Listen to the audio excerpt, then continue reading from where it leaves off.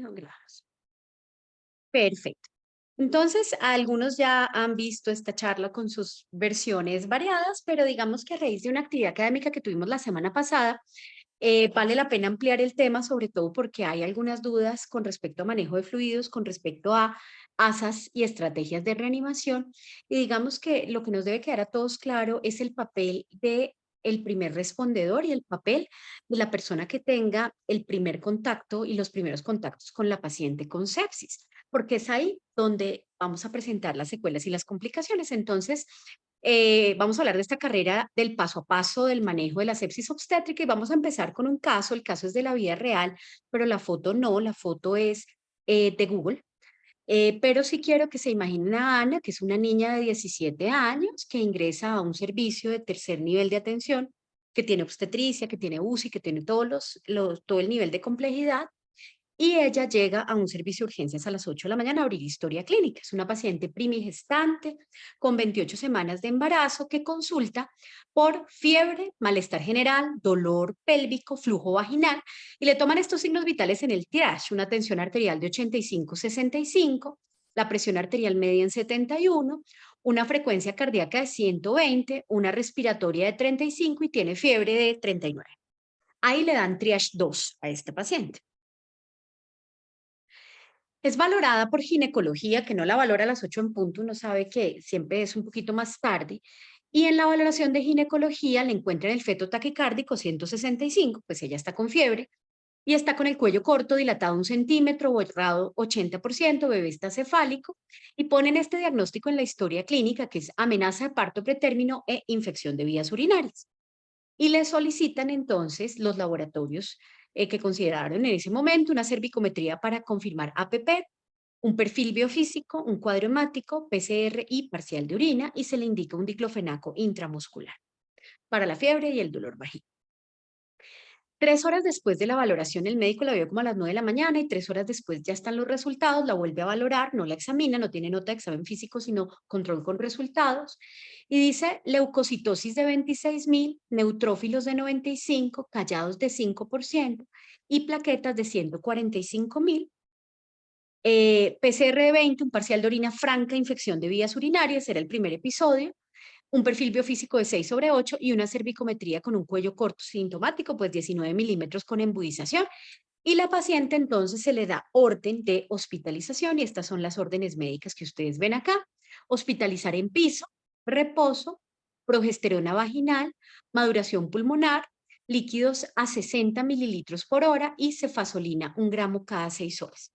Aquí ya prácticamente ha pasado la mañana.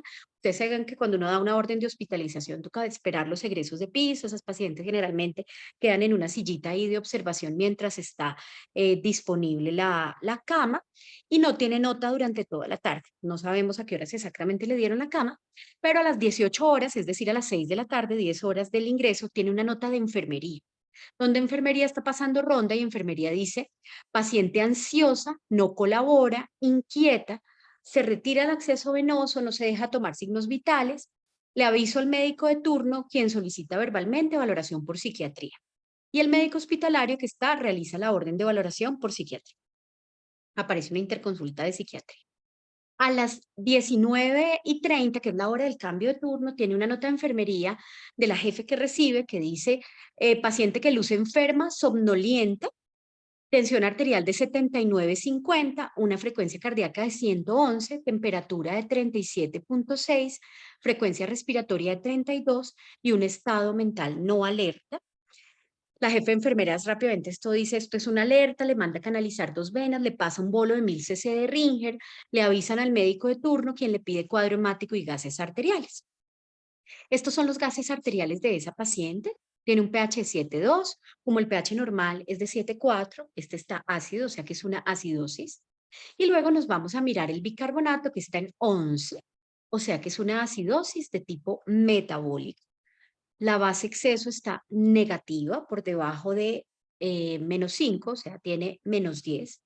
Y recuerden que la base exceso es aquella que nos ayuda a ver si estamos leyendo bien o no los gases y si la base exceso está muy negativa, estamos hablando entonces de un paciente que tiene efectivamente una acidosis metabólica como trastorno primario, que si uno se preguntara cuánto le falta de álcali o base para tener un pH normal a este paciente, pues el bicarbonato debería estar mínimo en 21 y aquí están estos 10, pues uno dice, ahí están. Definitivamente el trastorno primario sí es una acidosis metabólica y este CO2 tan bajito que tiene la paciente con un CO2 en 19, pues es esperable porque está barriendo líquido y está hiperventilando, está respirando rápido.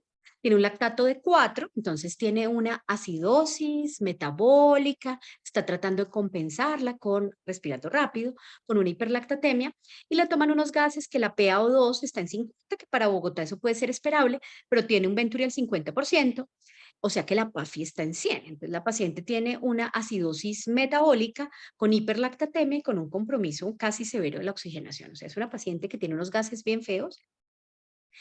Y entonces a Ana ya la ven más malita y son las 8 a 9 de la noche de ese día, es decir, lleva solo 12 horas en la institución, le pasan un bolo de 2000 cc, se le pone una sonda vesical y no drena nada, está anúrica. Entonces le pasan una nueva sonda vesical para ver si es que la sonda está mal puesta o está tapada y la paciente efectivamente está anúrica y empieza a hacer polipnea y disnea. Pues es esperable para una niña que está séptica, que tiene 17 añitos y que le acabamos de pasar súbito 3000 mililitros de volumen. Entonces la paciente hace polipnea y disnea, piden interconsulta cuidado intensivo, no hay cama en UCI, pues la UCI dice le vamos a guardar una cama, pero en este momento no hay, por tanto la pasan a salas de cuidado posanestésico y solicitan un catéter central, que no lo quiere poner anestesia, no lo quiere poner la UCI porque todavía no es de la UCI, no lo quiere poner, pues gineco no normalmente no pone catéteres, las jefes dicen que no están entrenadas en PIC, entonces pasan 2 horas sin catéter central, la paciente empieza a hacer deterioro respiratorio por sobrecarga de volumen, es intubada y requiere noradrenalina. Dura toda esa nochecita pendiente de cama en UCI y al otro día ya tiene cama en UCI a las 24 horas de haber ingresado a la institución. Ella empieza a hacer disfunción multiorgánica, hace una falla renal con indicación de terapia dialítica. Recuerden que está anúrica desde que nos dimos cuenta, es decir, desde las 8 de la noche que le pusieron la sonda. Y pues obviamente los azoados, que no le habían pedido tampoco al inicio, estaban elevados. Disfunción hepática moderada y un SDRA leve que realmente era más la sobrecarga de volumen. Sin embargo, como tiene indicación de terapia dialítica, pues le piden un catéter Majurca y la paciente hace una lesión subclavia vascular cuando le pasan el Majurca y después de haber hecho un choque, probablemente por el hemotórax, hace paro cardíaco y la paciente fallece. Entonces, digamos que la mayoría de las personas dicen, es que la causa de muerte es un catéter mal puesto o es un catéter Majurca que le generó un hemotórax y el fallecimiento. Pero si ustedes se dan cuenta, realmente esa no es la causa de muerte de la paciente. La causa de muerte de la paciente pues tiene que ver con eh, todo lo que no hicimos en esas primeras horas y que nos faltó hacer para que la paciente no hubiera llegado a esto. Y es acá donde uno hace un espacio de reflexión y ese espacio de reflexión se transmite en esto.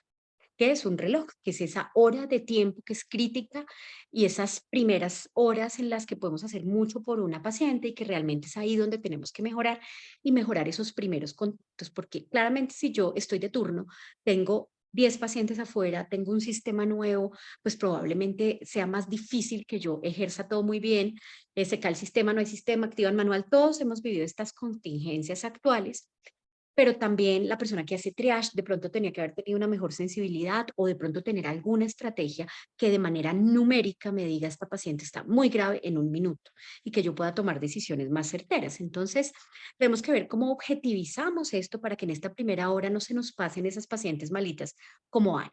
Y bueno, en un mundo ideal, es que vamos a empezar a trabajar y empezamos con el paso uno, y es que todas las instituciones tienen que reconocer la sepsis y el shock séptico como una emergencia. Y es preferible aquí sí irnos al exceso, porque a veces hay la discusión en que uno dice, pues que tiene una pielonefritis, una infección urinaria, es normal que tenga fiebre. Sí, pero ¿está usted seguro que no tiene sepsis? Porque cambia si es una infección, una pielonefritis a una sepsis. Obviamente, la respuesta irregulada, la disfunción de órganos es lo que nos va a decir que es sepsis, pero es muy importante que estemos seguros de que no es una simple infección que yo puedo mandar a piso con antibiótico. Entonces, tiene que haber estrategias validadas, numéricas, formales, donde yo pueda reconocer que la sepsis y el choque séptico es algo muy grave, donde esa primera hora cambia la vida y ese es el primer paso.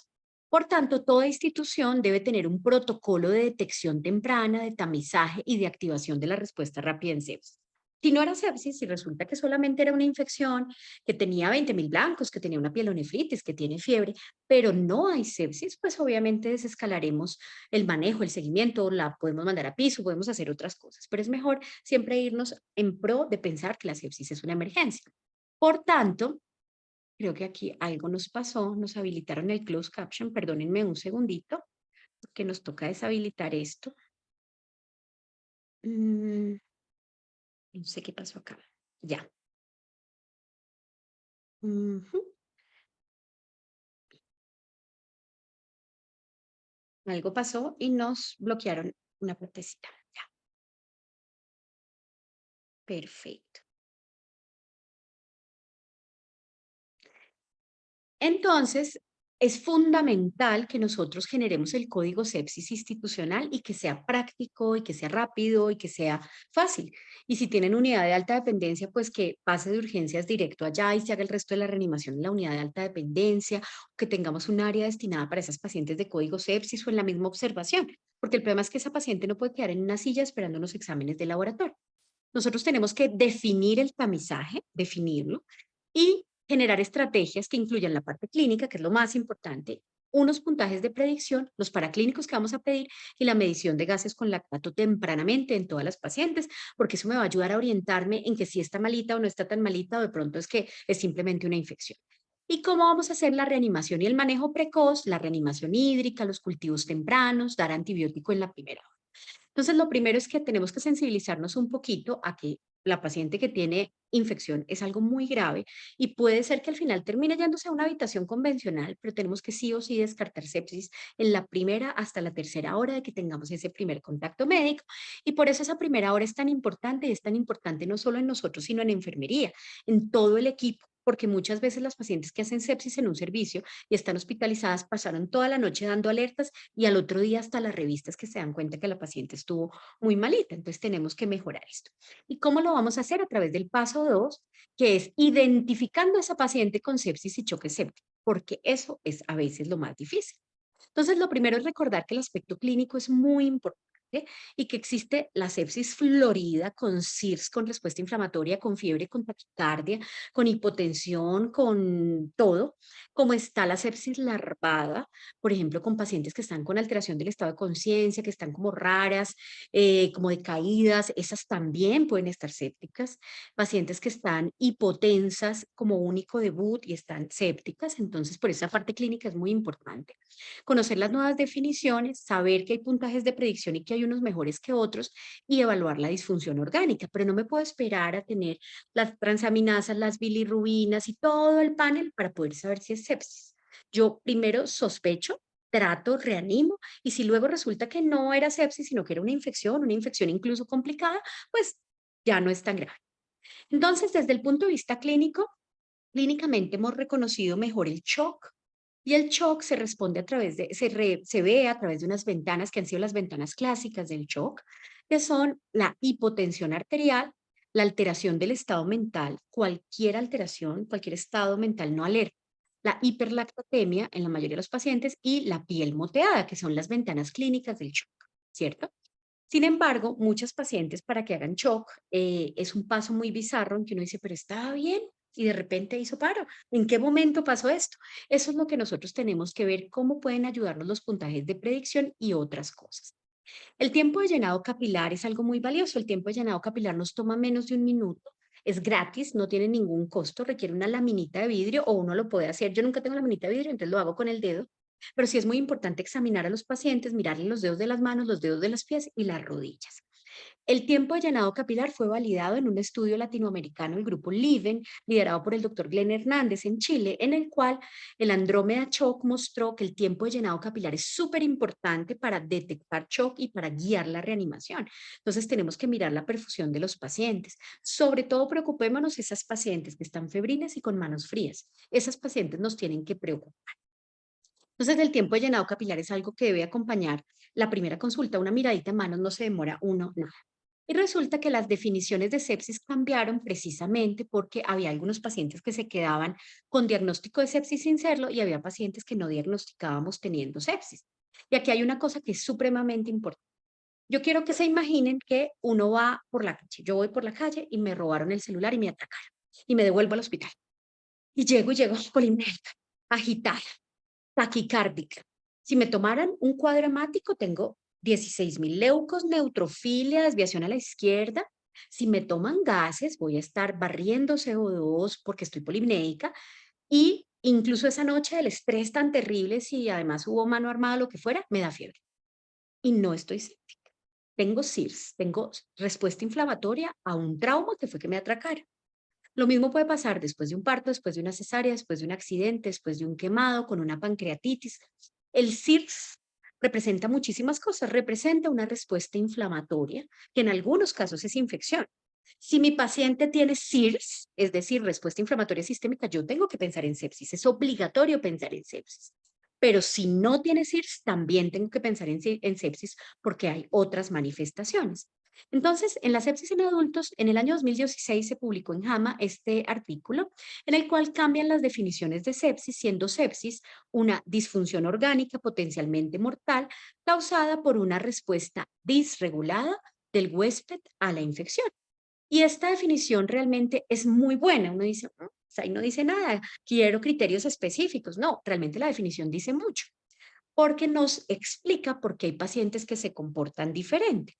Entonces, yo quiero que nos demos cuenta que nosotros podemos tener dos pacientes. Una se va a llamar Luisa, la otra se va a llamar Juan. Ambas tienen 20 años, ambas son de raza blanca, ambas pesan 60 kilos, ambas tienen 20 semanas de embarazo, ambas se han hecho todos los controles prenatales, ambas miden unos 50, son igualitas. A ambas les sale una bacteremia por Escherichia coli, BLES positivo, y ambas tienen pielonefritis derecha, igualitas. Tanto Laura como Juana tienen exactamente el mismo fenotipo, son igualitas. Tienen 20 semanas y una pielonefritis. Resulta que yo a esta paciente la tengo en piso, hospitalizada, con una venita periférica, y le pongo una dosis de ertapenem diarios. Cuando le da fiebrecita le doy un Dolex, toma bastante liquidito, tiene líquidos, al principio los tuvo un cc por hora, ya tiene menos, orina bien, está caminando por ahí, a veces por la noche le da todavía escalofrío, y le voy a dar 10 días de ertapenem o 15 días de ertapenem porque es bacteremia. Y tiene una pielonefritis. Incluso le hago una eco y ese riñón está horroroso. ¿Ella qué tiene? Ella tiene una infección, tiene una pielonefritis, tiene una infección complicada. Pero tengo a Juana con la misma pielonefritis, con la misma bacteremia, con la misma E. coli B, pero Juana está en la UCI, está choqueada, está con noradrenalina, está intubada y está con creatinina alta y disfunción hepática. La pregunta es ¿por qué? Y eso es lo que trata de responder la definición del sepsis 3, que nosotros reaccionamos distinto ante un estímulo infeccioso como huésped, de acuerdo a nuestra genómica, nuestro fenotipo, de acuerdo a muchísimas cosas, van a hacer que la respuesta que yo haga a esa pielonefritis sea dramática, disregulada, destructiva, y todas esas citoquinas que tiene la pobre Juana circulando por su sangre están allá destruyéndole el riñón, destruyéndole el hígado, porque está en una respuesta dramática de liberación masiva de citoquinas. Y lo mismo pasó en COVID. En COVID había personas que hacían una respuesta disregulada al COVID con SRA, disfunción multiorgánica, fenotipo tipo 2 y se morían de COVID, como había uno que le daba una gripita o nunca le dio. Entonces, exactamente lo mismo pasa en sepsis. La sepsis es una respuesta disregulada que hace una persona frente a un proceso infeccioso que le genera un daño orgánico, pero que con yo ponerle el nombre de sepsis tiene potencialidad de morirse. Por eso es que es tan importante que yo no deje pasar una Juana por un servicio de urgencias de obstetricia, por un piso de urgencias de obstetricia, por una sala de partos, sin reanimarla apropiadamente, porque como vimos, esa hora es la que salva a pacientes como la modelo inicial que fue Ana.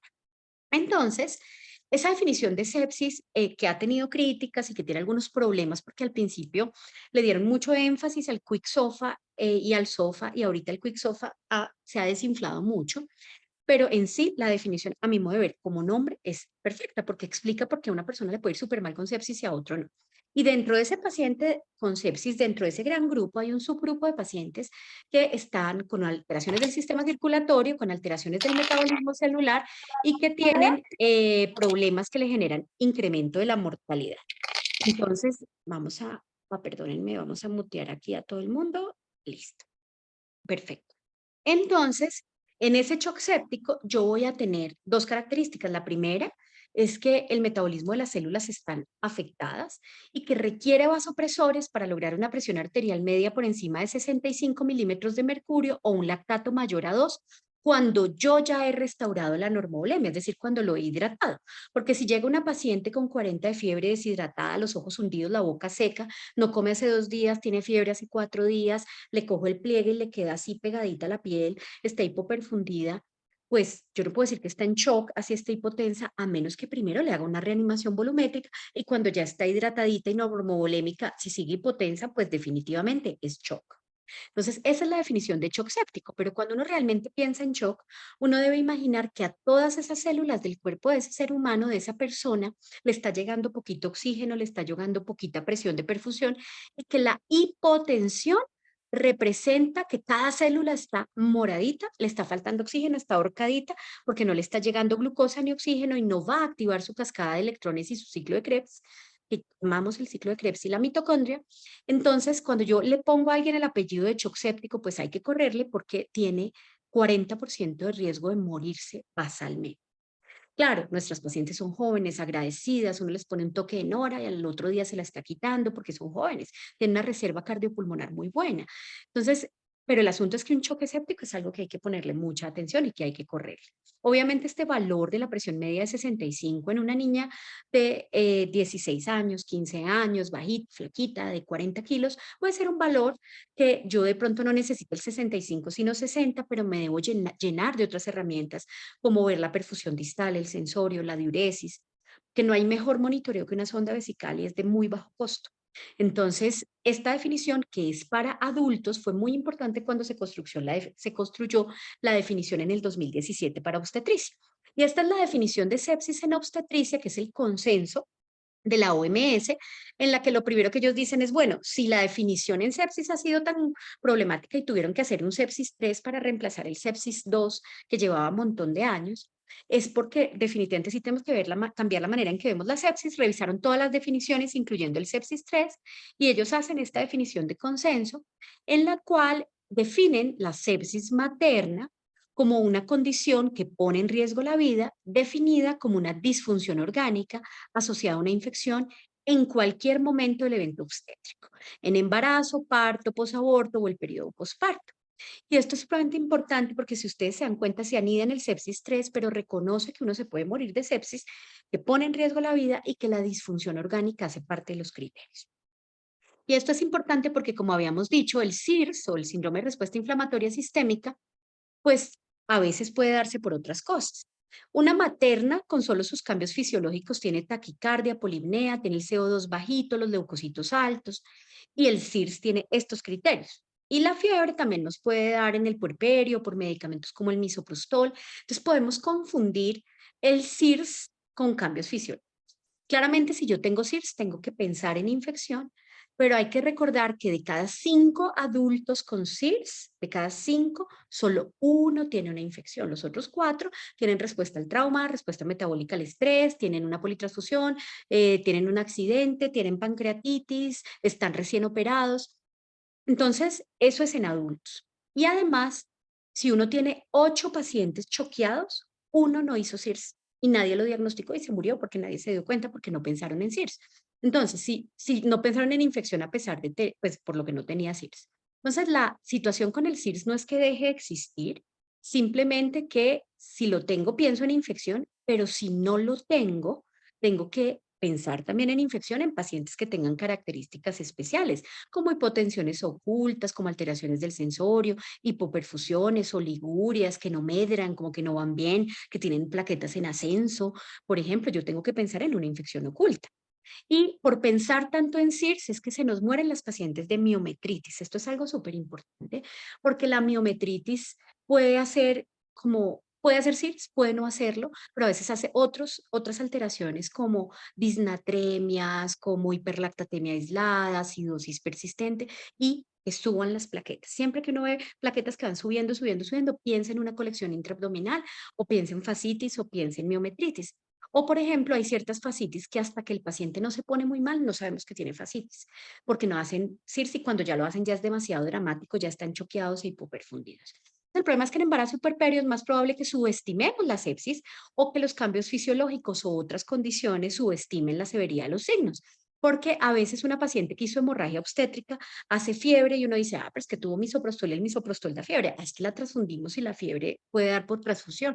Y es verdad, pero tenemos que mirar siempre con otros ojos. Ahora, ¿qué más sabemos? Sabemos que el shock, uno debe pensar es en perfusión tisular y en que las células están muy enfermas y que clásicamente eso se ha asociado a taquicardia, hipotensión y a mala perfusión de órganos distales, pero que en el embarazo tenemos que ser claros que es más difícil detectar el shock, por eso tenemos que ser más, como más mal pensados y que eso retrasa el diagnóstico, pero empeora el desenlace y que los umbrales pueden no ser ideales para embarazo, los umbrales que usamos. Entonces uno diría que a grosso modo aprendámonos que el choque séptico es aquel paciente o paciente que está con una clínica de infección que persiste hipotensa con presiones medias por debajo de 60 o 65. En menores de edad se recomienda el uso de los percentiles y también hacer consideraciones individuales, porque si pesa 30 kilos, pues 60 de presión es a veces más que suficiente, entonces hay que guiarnos por otros valores de perfusión y el lactato mayor a 2 y cualquier ventana de hipoperfusión clínica. Entonces, a veces mi paciente tiene 61 de presión media, pero se ve muy bien, está muy bien, orina bien, su sensorio está bien, no está hipoperfundida, los gases están buenos. Uno dice, me aguanto la tensión, me aguanto las 60 de media, 59 de media, porque está bien perfundida, porque me paré a la cabecera del paciente y utilicé estrategias clínicas y paraclínicas para ver que está bien perfundida. Pero si tiene cualquier ventana de hipoperfusión clínica, pues uno tiene que pensar en shock. Y obviamente uno quisiera saber, como una bolita de cristal que le dijera cuáles son los mejores puntajes. Cuando salió el Sepsis 3 hablamos maravillas del Quixofa, lo validaron retrospectivo con 4.000 pacientes, luego con 10.000 pacientes y parecía muy bonito. A hoy, 2023, ya decimos no es tan bonito, no se puede utilizar como estrategia única, pero si yo estoy en una zona rural, en un servicio de urgencias que tengo muchos pacientes, el Quicksofa me puede ayudar, pero no lo puedo utilizar como estrategia única. Pero si yo tengo un paciente que tenga alteración del estado mental, polipnea e hipotensión, yo debo pensar que una de las opciones es sepsis, pero no va a ser mi única prueba de tamizaje. El Obstetric Modified Quicksofa o SOMANS, que lo validó la Sociedad Australiana-Nueva Zelanda, muy bonito. Ellos trataron de incluir estos valores que tienen específicos las gestantes con sus cambios fisiológicos, pero pues igual también ya parece que ha perdido potencia. News o yo siempre lo pronuncio mal, MIWOS o EWOS, todas las escalas de alerta temprana, yo soy súper fan de las escalas de alerta temprana, las amo, básicamente porque sirven para toda la emergencia obstétrica en una sola herramienta, excepto para problemas del feto, problemas de parto obstruido, de que prolapsó el cordón, para eso no sirven, pero realmente si yo uso alertas tempranas en mis servicios de urgencia, en mi piso, en todo, me ayuda a ahorrar tiempo mental y cuantitativamente ubicar en la casillita y decir, esta paciente tiene una alerta temprana de 6, me preocupo, de 8, me preocupo, porque es una manera mucho más objetiva y nuestras enfermeras tienen que estar entrenadas en usar la escala de alerta temprana desde el triage, porque eso es importante que nos llenen de verdad, las pacientes lleguen con escala de alertas tempranas llenas. Y bueno, el SOFA que igual hay que hacerlo, el SOFA lo que pasa es que ya vamos a ver que tiene unos problemitas, pero el SOFA lleva 40 años en el mercado, no ha cambiado y el SOFA realmente sí es la mejor estrategia en disfunción de órgano. Pero en obstetricia, el mejor performance es el del SOS, que es el Sepsis Obstetric Score, que es el mejor puntaje para predecir ingreso a UCI, parece ser muy bueno en la curva en predecir mortalidad y también en que tomemos decisiones tempranas, pero es solo para sepsis. Entonces, la escala de alertas tempranas nos sirve para todo y como puntaje de predicción, el SOS en sepsis es mejor. Entonces, bueno, este es el SOMANS, que básicamente lo que hicieron ellos fue cambiar del Quicksofa clásico que conocemos, que era frecuencia respiratoria mayor a 22, Glasgow por debajo de 13 y presión arterial sistólica por debajo de 100, reconocer los cambios fisiológicos de la gestante y aumentar la frecuencia respiratoria más de 25, el estado mental alterado, cualquiera, porque yo creo que yo he dicho esto en 100 charlas, a lo que más le tenemos que tener miedo es a una materna loca o una paciente que está agitada o que está estresada o que está enloquecida, porque algo muy grave le va a pasar. Va a convulsionar, le va a sangrar la cabeza, tiene una sepsis oculta, tiene un sangrado intraabdominal que no hemos diagnosticado, tiene un código rojo que no hemos podido controlar el sangrado. Entonces, tengámosle pánico a esa paciente agitada, a esa paciente enloquecida, porque puede ser que sí, un porcentaje chiquitico de verdad es que tiene una patología psiquiátrica, pero eso debe ser lo último. Pero yo he visto cantidad de muertes maternas que tuvieron valoración por psiquiatría en medio de la emergencia, cuando claramente estaban cantando un síndrome mental orgánico. Y Recuerden que también hay estas alteraciones psiquiátricas por medicamentos, por misoprostol, por metoclopramida, podemos tener estas reacciones o posanestésicas, posketamina, pero que hayamos descartado y que la valoremos y digamos, es que no tiene sangrado activo, no tiene tal cosa, que estemos seguros que le hemos descartado otras cosas. Entonces ellos lo que hacen es ajustar a los parámetros fisiológicos la disfunción de órgano, la oliguria ya es disfunción de órgano, por eso es que yo digo que una sonda vesical es muy importante y así como la ponemos también hay que quitarla rápido cuando no la necesitemos, pero si hay oliguria eso es una alerta de que algo está mal y ya podemos decir que es sepsis. O si tiene un SOFA modificado obstetricia con un solo órgano mayor a 2 y shock, pues si tiene la misma definición del sepsis 3. Este es el famosísimo SOFA, que es el puntaje mm, de disfunción orgánica. Y el SOFA utiliza 6 órganos: pulmón, coagulación, hígado, sistema cardiovascular, sistema nervioso central y renal.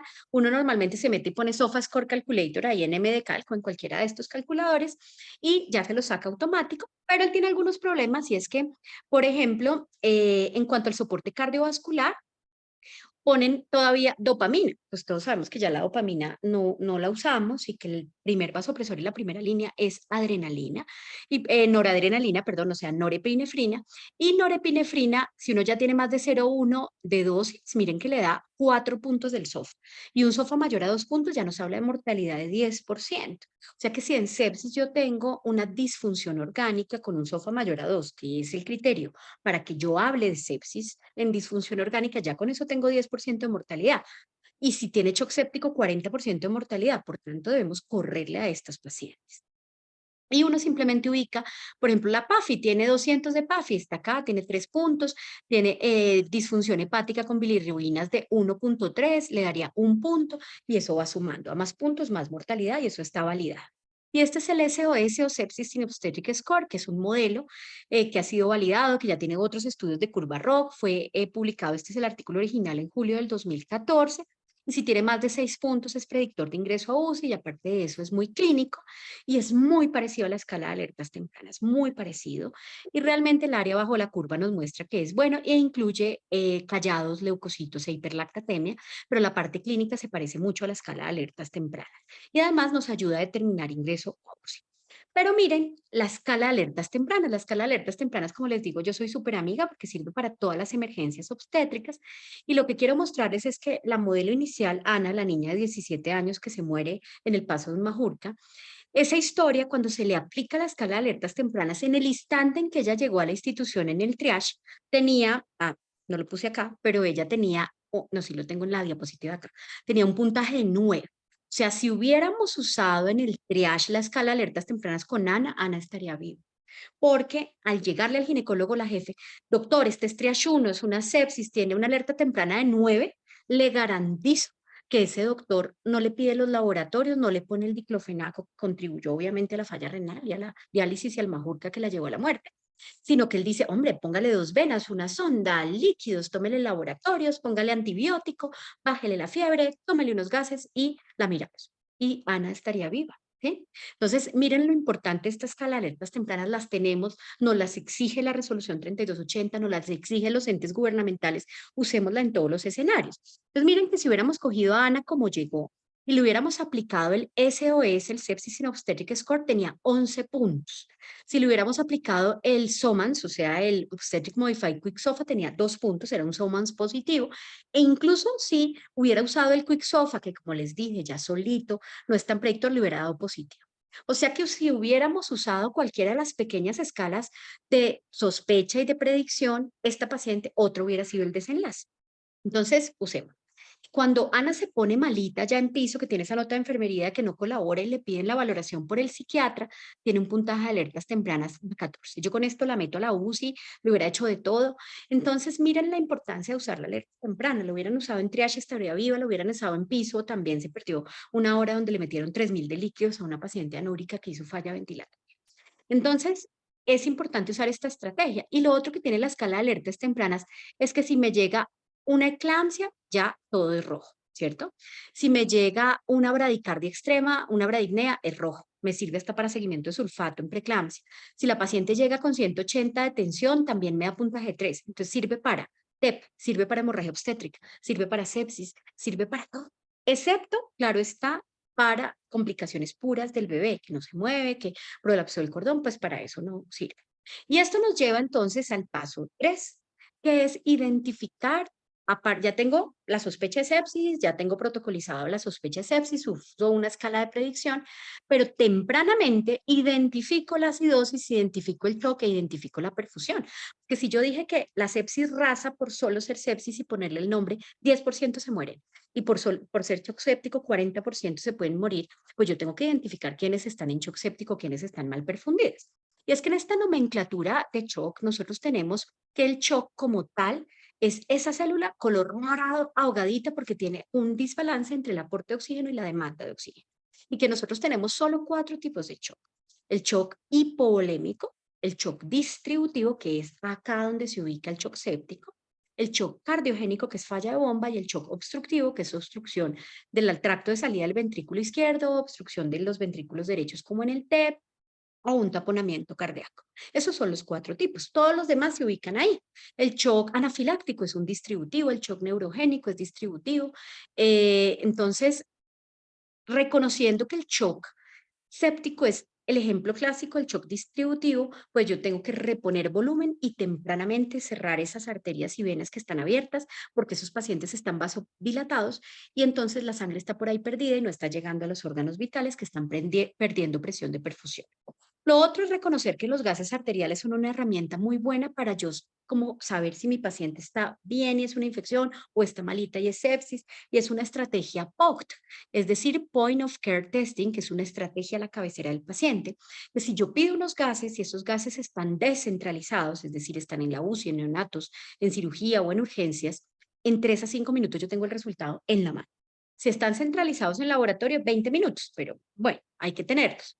Y básicamente yo lo que voy a esperar en las pacientes con sepsis es tener diversos grados de acidosis metabólica, bicarbonato menor a 18, recuerden que las maternas siempre lo tienen más bajito, base exceso por debajo de -5, lactato mayor a 2 y cualquier compromiso de la oxigenación lo puedo encontrar. Y esto me tiene que alertar porque esto me representa hipoperfusión, me representa células muriendo. Y ese lactato, medir lactato, gases con lactato, o sea, el lactato se debe medir en el cassette de los gases idealmente. Ese lactato de laboratorio que se demora 3 horas, eso no le sirve a uno para tomar decisiones y algunos lo reportan todavía que el valor normal es de 18 a 24 milimoles. El lactato ideal es el de gases, puyemos para que nuestras instituciones tengamos gases con cassette de lactato. Y sabemos que el gran éxito de la campaña Sobreviviendo a la Sepsis del año, cuando nacen las campañas Sobreviviendo a la Sepsis y cuando nace el protocolo de Rivers en el año 2000, es decir, hace 23 años, entre lo que él hizo fue protocolizar la sospecha de sepsis, la reanimación hídrica, buscar un montón de metas que ya no se usan, que una PVC, eso ya no se usa, pero lo que él cambió fue que a todos los pacientes les medía lactato y se alertaba con más de 4. Ahorita nos angustiamos con más de 2, pero digamos que eso fue lo que cambió, porque desde que se mide lactato, detecta el choque oculto en pacientes incluso que aún no se han puesto hipotensos, pero desde que medimos lactato en la historia de la medicina, cambió la historia natural de la sepsis, porque el lactato es algo muy importante y que salva vidas, y que desde que se mide lactato hay una reducción de la mortalidad atribuible del 11%. Cuando ustedes piden unos gases con lactato, le están dando una reducción de la mortalidad atribuible si tuviera sepsis o shock séptico, ese paciente del 11%. Es decir, le estamos dando 11% a favor, eso está medido, eso está validado. Sin embargo, hay un debate frente al lactato porque hay personas que se demoran más en depurarlo, porque en las primeras campañas sobreviviendo a la sepsis, a las 3 horas y 6 horas teníamos que tener menos de 20% de lactato o menos del 10% de lactato y haber depurado. Resulta que ya sabemos que la depuración es algo individual. Y si yo tengo hígado graso, soy gordita, o el paciente tiene leucemia, o toma medicamentos que interaccionan en el hígado, su velocidad de depuración va a ser más lenta. Y como depura más lento el lactato, le echaban muchísima agüita para reanimarlo y eso pues tenía efectos adversos. Este estudio, que ya se los había comentado, que es el estudio Andromeda Shock, publicado en JAMA en el 2019, con una segunda revisión en Intensive Care Medicine, mostró que además lo bonito es que es latinoamericano, hubo UCIs colombianas ahí participando, en Cali, y resulta, bueno, y también en Bogotá, en la subred en Santa Clara, no me acuerdo cuál subred es. 424 pacientes Fueron hombres y mujeres, 200 a reanimar guiado por perfusión, que es esa imagen de la plaquita que les mostré del llenado capilar, y 212 al grupo de lactato, tratando de depurar en las primeras 2 horas el 20% de lactato y si no depuraba ponerle más líquidos. Y resulta que en mortalidad 28 días le fue mejor al grupo de llenado capilar que al de lactato. No es que el lactato sea malo, no, al contrario, el lactato salva vidas, pero ya no persigo esa meta de que tengo el lactato en 3 y quiero tener 2,5 en 3 horas. No, eso ya no es una meta, porque la cinética del lactato es individual y porque existen otras cosas que hacen que uno a veces tenga el lactato durante más alto tiempo abierto. Las variables clínicas muy importantes, en particular la diuresis, no lo despreciemos, es muy importante. Todos nuestros pacientes ojalá orinen más de 50 cc horas, si orinan menos de 30, esto hay que estar muy pendiente, algo pasa, y tampoco es encharcarlas para lograr estas metas. El Motin Score es un puntaje en el cual uno mira las rodillas de los pacientes, si la rodilla está aquí un poquito moradita es un Motin de 1, si está acá es de 2, si está acá es de 3, si está acá es de 4, y a mayor score de moteo, mayor mortalidad, y realmente Motin Score mayores de 3 tiene una mortalidad altísima. Podemos utilizar el ultrasonido definitivamente en shock es muy importante, en shock que no sabemos la causa es aún más importante, porque existen protocolos como el Roche, que es el protocolo de ultrasonido rápido en choque, donde se evalúan tres cosas, la bomba, que es el corazón, el tanque, que son las, como pues toda la parte contenida, y las tuberías, que son los vasos sanguíneos. Cuando se evalúa bomba, se evalúa básicamente corazón en unos ejes, 3 ejes sencillos cardíacos, lo puede hacer cualquier personal, no tiene que ser ni radiólogo, ni intensivista, ni emergenciólogo, ni internista, ni anestesiólogo, ni cirujano, ni siquiera médico. Hay enfermeros y hay técnicos haciendo excelentes protocolos, pero tratemos de entrenarnos en este protocolo. Los ginecólogos, que además somos buenos en ultrasonido per se, entonces tratemos de hacer estas estrategias. El tanque, básicamente, pues se mira la parte pulmonar, se mira si hay un pulmón húmedo o no, se mira la pleura, se mira si hay edema pulmonar o neumotórax o hemotórax, se hace un ecofast en la pelvis y yo creo que nosotros debemos ser los más juiciosos haciendo el fast de los 4 cuadrantes en obstetricia, en esas pacientes que evolucionan mal después de una cesárea, y los vasos, básicamente vasos arteriales y vasos venosos para ver trombos. Ese es el protocolo Roche, que es un protocolo muy útil en shock, pero vamos a ver que también hay protocolos para manejo de fluidos guiados por ultrasonido, como el protocolo de pulmón húmedo, que separa la reanimación cuando el pulmón se pone húmedo. Ahora, venimos al paso 4, la importancia de los cultivos tempranos. Los cultivos son una urgencia. No todos los pacientes requieren hemocultivos, pero si uno está en el contexto de sepsis y choque séptico, sí hay que hemocultivar. Porque si yo tengo bacteremia, es decir, bacterias circulando en sangre, el tiempo de antibiótico es diferente. Si mi paciente tiene bacterias confirmadas en sangre, el antibiótico se prolonga para evitar el riesgo de una endocarditis infecciosa o de depósitos en otros órganos. Debemos dar los cultivos de acuerdo al foco sospechado. Yo no voy a pedir cultivo de recto si la paciente tiene sospecha de neumonía. Y el antibiótico precoz, que es lo que es más importante junto con la reanimación hídrica apropiada, como esta es más larguita, la dejé aquí un poquito. Con respecto al tiempo de antibióticos, todas las guías en adultos, en no adultos, en embarazadas son muy claras. La campaña sobre la sepsis es súper clara, la última de este año del 2021, y es que uno debe poner antibiótico en la primera hora de la sepsis o del choque séptico, siempre en la primera hora. Y poner un antibiótico de amplio espectro agresivo de acuerdo al foco sospechado. Pero si es el primer episodio de infección urinaria y en nuestra institución hay una sensibilidad a altas cefalosporinas, está bien poner cefalosporinas. El problema no es la cefasolina que yo pongo, sino si la pongo 6 horas después de que el paciente llegó. Eso es muy importante. Si la pongo en la primera hora, es tan potente como si le hubiera puesto piptazo en la primera hora, si el germen es sensible a cefasolina, ¿cierto? Y debe ser en la primera hora también de la sospecha de sepsis o del choque séptico. Entonces, miren que la recomendación es, si es sepsis y choque séptico en la primera hora, si usted lo sospecha en la primera hora, y si usted cree que no es sepsis, pero la duda de infección le persiste, tiene 3 horas para poner. Pero el problema es que nosotros formulamos un antibiótico al rato de haber visto el paciente, mientras imprimimos la orden, se dañó la impresora, la jefe mientras valora. Por eso tenemos el kit de emergencia obstétrica y hay que abrirlo, hay que usarlo y hay que gastar. Porque a veces nos dicen, no, doctora, no voy a abrir el porque luego me toca hacer otra vez el inventario. Pero es que la sepsis es una emergencia. Por tanto, en esa emergencia, abramos el kit de emergencia obstétrica que trae una ampolla de ampicilina sulbactam, algunas traen clindaenta, traen cefasolina. Abrámoslo, para eso está. Porque si no, Lo que estamos haciendo es que se hace el pedido, la orden, todo. Si a mí me garantizan que el antibiótico está acá a los 45 minutos, los tubos de hemocultivo, bueno, pero si no, abramos el kit. Para eso estamos.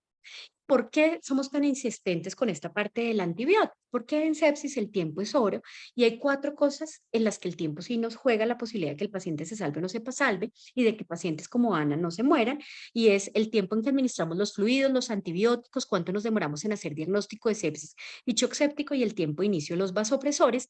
Ya sabemos que el retraso en el uso de antibióticos aumenta la mortalidad. Ya se ha medido.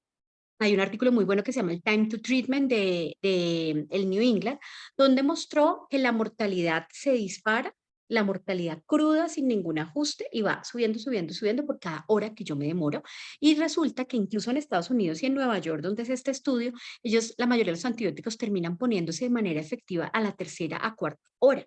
Y esto ya hace que la mortalidad de acá a acá aumentó un montón. Y es necesario que implementemos estrategias costo efectivas, sobre todo porque somos escenarios de bajos y medianos recursos en Colombia, donde tenemos que incluir reanimación hídrica temprana y antibióticos tempranos apropiados.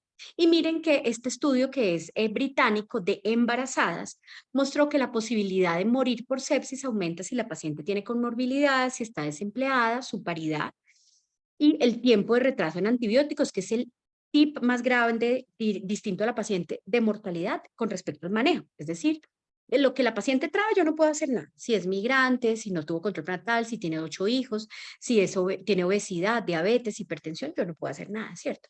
Pero en lo que yo sí puedo hacer es pullar porque ese antibiótico se ponga tempranamente. Y el otro punto en manejo es la baja adherencia a guías locales, al reconocimiento, al diagnóstico y al manejo. Y gústenos o no, nosotros estamos medidos por la 3280. Y miren, este mismo estudio muestra cómo el tiempo en que se iniciaron los síntomas y el tiempo de inicio de antibiótico genera directamente la mayor mortalidad. Las que se demoraron en hacer diagnóstico pensaron en otras cosas, pidieron laboratorios esperando cosas a más tiempo, pues mayor mortalidad, y la demora en el diagnóstico o en el inicio de antibiótico genera esta mortalidad. Y también la terapia inapropiada aumenta mortalidad de una manera muy importante, con una diferencia del 22%. El tratamiento tardío o inadecuado de antibiótico, es decir, mi paciente tenía una bacteria multiresistente y le puse cefasolina, aumenta la mortalidad con un OR de 2.4 veces más chance de morirse, y una diferencia de 22 cuando hay bacteremia por gérmenes BLE. Y esto está medido porque de los pacientes que hicieron bacteremia con BLE, en el estudio que midió el Increment Score, que es un estudio de bacteremia por BLES, mostró que 38% de los pacientes fallecían en choque séptico si tuvieron terapia apropiada, mientras que 60% se podían morir si tuvieron terapia apropiada, porque es que la bacteremia es algo más grave. Por tanto, en los pacientes más graves tenemos que ser más enfáticos en la terapia apropiada. ¿Y cómo hacemos un buen manejo antibiótico? Solo si conocemos nuestra flora local y nuestra resistencia a antibióticos, porque habrá sitios donde nuestra primera elección tenga que ser más alta por el fenotipo de la alta resistencia. Por eso ya no ponemos ampicilina como único antibiótico en infección urinaria por resistencia, porque ahorita también, por ejemplo, en peritonitis por apendicitis hay mucha resistencia a ampicilina, incluso a ampicilina sulbactam, pero a cefuroxime metronidazol no hay resistencia, y esa es la primera línea en peritonitis y apendicitis en la mayoría de las ciudades de Bogotá. Pero si yo no conozco la flora local y mis gérmenes, pues estoy complicado. Y como institución o como grupo, uno debería tener un listadito de antibióticos empíricos de primera línea de acuerdo al foco probable. Si me llega una neumonía, ampicilina, sulbactam, claritromicina, porque en Colombia es súper sensible y porque para neumonía adquirida en comunidad es mi primera línea. Si hace una neumonía hospitalaria, es piptazo. ¿Por qué? Porque puede haber pseudomona y piptazo es antipseudomónico y es el más frecuente, o cefepime. Para infección urinaria recurrente, entonces yo debo pensar, bueno, me voy con cefepime, me voy con, bueno, ceftriaxona no, pero en algunas instituciones lo usan, me voy de una vez con un carbapenémico si está en choque, que no es lo ideal, pero si en pacientes que tienen ese historial BLE, pues le toca un carbapenémico. Y tiene que generar usted un plan de prevención de bacterias multidrogoresistentes y extremadamente drogoresistentes y crear el PROA obstétrico. Las decisiones, cuando uno toma decisiones de antibiótico, uno hace un primer diagnóstico empírico y tiene que ponerse alto. Apenas le salga el cultivo, desescálese y haga un diagnóstico específico. Si tienen en su institución pruebas de diagnóstico rápido como FilmArray o MalDetox, hay que usarlas porque son herramientas que en algunos sitios unos tienen subutilizadas y en otros las suprautiliza. Pero acá es que uno tiene el germen en una hora. Y con sus genes de resistencia, si están presentes o no, y lo orientan a uno a la estrategia antibiótica. Y ya cuando sale el cultivo, pues el manejo dirigido completo, pero no puedo esperar el cultivo para tomar la decisión de inicio de antibióticos. Si no conocemos la epidemiología local y los focos más probables, pues no podemos encontrarlo. Y una tarea que nos tenemos que poner y en la que fallamos, yo también fallo en eso, es en revisar los cultivos 2 veces al día y que el laboratorio nos lo reporte como un valor crítico. Harían llamarnos y decirnos, hay una Escherichia coli ble en el hemocultivo de la paciente tal. Y el paso 5, que realmente es lo primero, pero como es más larguito lo dejamos acá, es la reanimación hídrica y los vasoactivos, porque esa hora de oro es la que salva vidas. Y el objetivo de esa reanimación hídrica es que yo restaure la normovolemia, evite la deshidratación y prevenga y maneje la hipoperfusión tisular, y debe ser en las primeras horas, porque algo que nos tiene que quedar claro es que uno es respondedor a fluidos en la primera hasta la tercera hora y algunos pacientes sexta hora. Después ya uno no es respondedor a fluidos. Entonces eso de tener infusiones de el lactato de Ringer a 150 cc hora por 2 días, eso no tiene razón de ser y sí genera adversos asociados al exceso de fluidos. Entonces yo debo ser agresiva en esa primera a tercera hora, ajustándolo a las condiciones específicas de la paciente. Por eso ese primer contacto médico es el que va a generar que los otros órganos no disfuncionen y la estrategia de volumen debe ser individualizada, dinámica y guiarla por los mejores parámetros que tengamos clínicos, paraclínicos y de monitoreo, que incluyan medirle la diuresis, ver la perfusión, ver el llenado capilar, el estado de conciencia, la hidratación de las mucosas, el lactato sérico, y sí hay que medir lactato, porque reduce mortalidad atribuible, lo que no somos tan estrictos es con la depuración, 20% en 3 horas, ya no somos tan estrictos con eso, hacemos seguimiento del lactato, y el llenado capilar sí tiene que ser una estrategia muy importante y ver la perfusión. Existen 4 fases rápidas en el tratamiento del shock que son muy importantes: salvamento, optimización, estabilización y desescalamiento. Y la fase de salvamento es esa primera hora y esas primeras 3 horas, donde yo quiero obtener una presión arterial aceptable y hacer las medidas que realmente van a salvar la vida. Por tanto, lo que hagan las primeras personas es muy importante. Y yo sé que a veces dicen, por ejemplo, ay, esta paciente no está paraguado, y uno dice, venga, pero tengo cama y está infectada, déjeme miro porque qué tal que sea sepsis, yo acá le hago estas cosas mientras que usted tiene 10 partos. No es porque uno quiera cogerse la paciente, sino realmente es que esa hora del salvamento sí es muy, muy importante. Luego optimizamos, estabilizamos y luego desescalamos. Y esto aplica para todo, tanto para líquidos, los soportes avanzados, los vasopresores, los accesos vasculares, la sonda. Yo al principio le pongo 2 venas, pero al otro día ya está bien, quitémosle una, quitémosle la sonda porque ya está orinando bien a las 48 horas. Los antibióticos los desescalamos, eso hay que hacerlo. Al principio soy agresiva y luego los desescalo. Y esto es bien importante porque esas 4 fases del uso de fluidos en sepsis, esa fase de rescate o salvamiento, ahí yo puedo ser agresiva, pero eso es en mis primeras, de la primera a la tercera hora y de la tercera a la sexta hora, porque ya después la mayoría no son respondedores a fluidos, siempre muy racional y pensar a veces en remoción de líquidos con diuréticos o con otras estrategias. Con respecto al lactato, hay algo muy importante, es que la depuración es individual. Hay que pensar en la cinética del lactato y en la hiperlactatemia tipo 2, que hay otros pacientes que tienen lactato alto sin necesariamente estar hipoperfundidos. Pero no es que lo dejemos de medir, simplemente ya no vamos a ser tan obsesivos en baja el 10% en la primera hora, el 20% en 2 horas. Eso ya no es una estrategia. Pero lo que sí sabemos de todo lo que se sabe de sepsis es que la primera hora definitivamente es la más importante y la tercera y la sexta. Entonces, con esta paciente, o sea, estas horas primeras, pero la primera es la que salva la vida y que en esta paciente, Ana, todo lo que no se hizo en esas primeras 6 horas es lo que representa la necesidad de intubarla, el catéter, el Majulta, etcétera. Y no pensar es que le pusieron un catéter y sangró. No, no necesitó ese catéter gratis, algo pasó. Y tenemos, esta es una publicación muy bonita del año pasado del doctor Pablo Santillán de Ecuador, que se llama el protocolo Lavaux. Me parece muy bonito, que es una mnemotecnia fácil de, a mí me gusta mucho la salsa, entonces Héctor Lavoe me acuerda de este artículo, y es que la L de líquidos o terapia de fluidos, la A de antibióticos, la B pequeña de vasopresores tempranos, la O de oxígeno y la E de enoxaparina, que los pacientes con sepsis son los que hacen más problemas importantes de trombosis, ¿no? Y básicamente el doctor Paul Marie, intensivista, siempre dice que nos entrenaron mucho en los 30 cc por kilo. Y resulta que lo que más se recomienda es un enfoque individualizado, conservador y guiado por la fisiología, porque el doctor Glenn Hernández había mostrado en una publicación muy bien hecha de diversas estrategias ya súper avanzadas para ver si uno es respondedor o no respondedor al fluido, que la respuesta a los fluidos baja rápidamente cuando uno hace un evento, en particular de shock séptico y sepsis.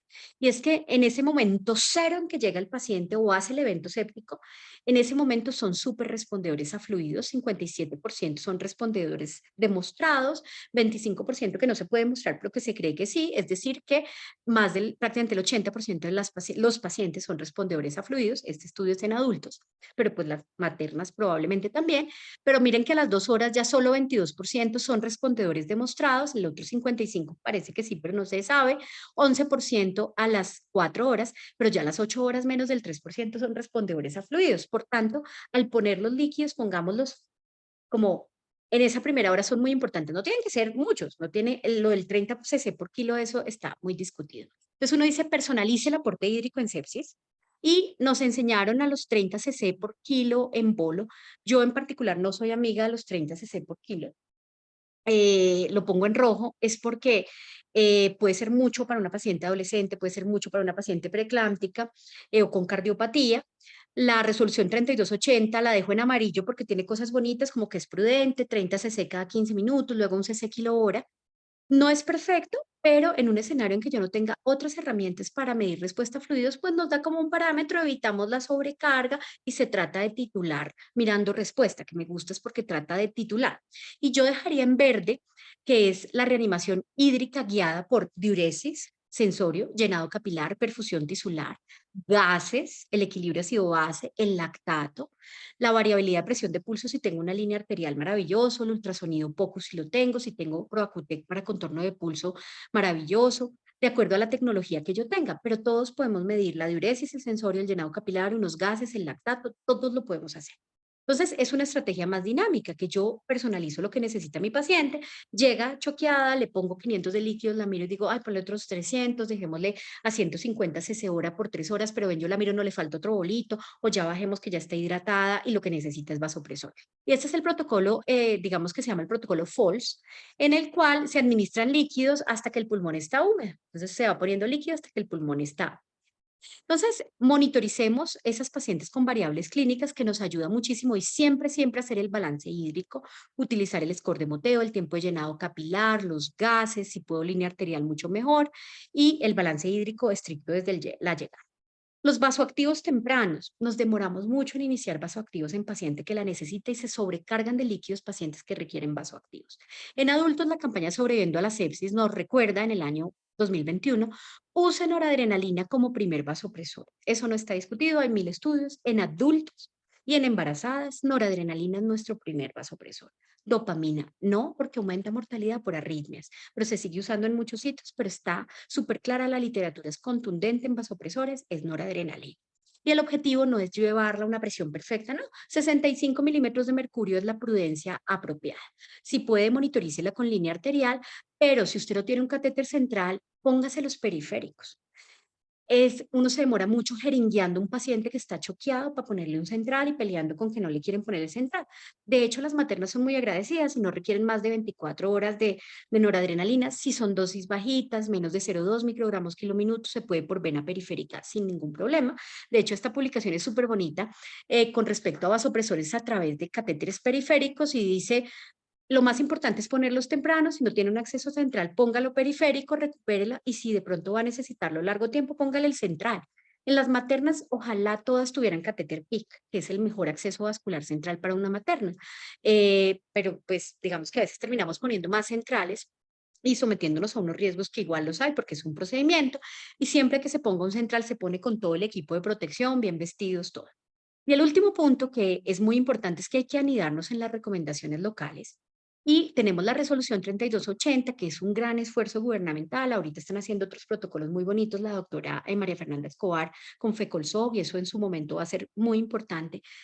Si algunas cosas a uno no le gusten, como que todavía usa el QuickSofa, y ya sabemos que el QuickSofa perdió performance en los últimos 2 años, de todas maneras es una herramienta actualizada para su momento, porque la publican en el 2018, acaba de salir Sepsis 3, lo hizo lo mejor actualizado que puede y tiene cosas muy bonitas, porque aparte de eso trata de recordarnos, uno, la hora cero, es ese momento en el triage de urgencia cuando se hace el diagnóstico de sepsis o cuando viene remitida o cuando tiene esos criterios. Y esa hora cero es muy importante y además le dice usted en la primera hora, póngale 2 venas, evalúe vía aérea, póngale oxígeno, sonda vesical. Entonces, si le hubieran hecho a Ana todo lo de la resolución 3280 estaría viva, se los garantizo.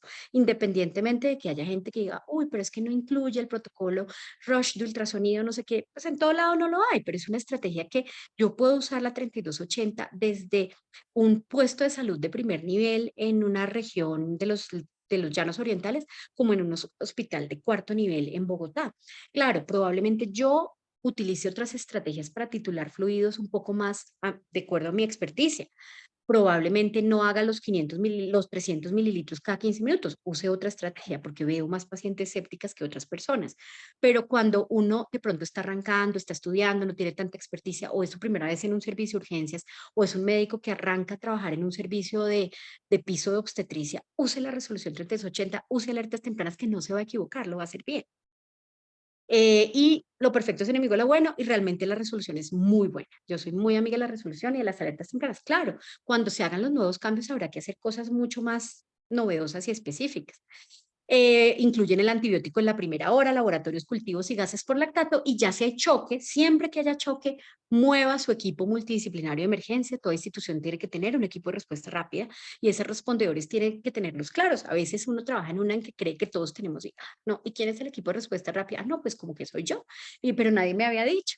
Entonces, esto hay que tenerlo y esto es lo que nos dice la resolución. Entonces, esta paginita de emergencias obstétricas, que es la página, aquí se las dejo, 290 de la resolución, son menos de 10 hojas, todos nos las tenemos que saber de memoria y por esa vara seremos medidos, tenemos que hacerlo.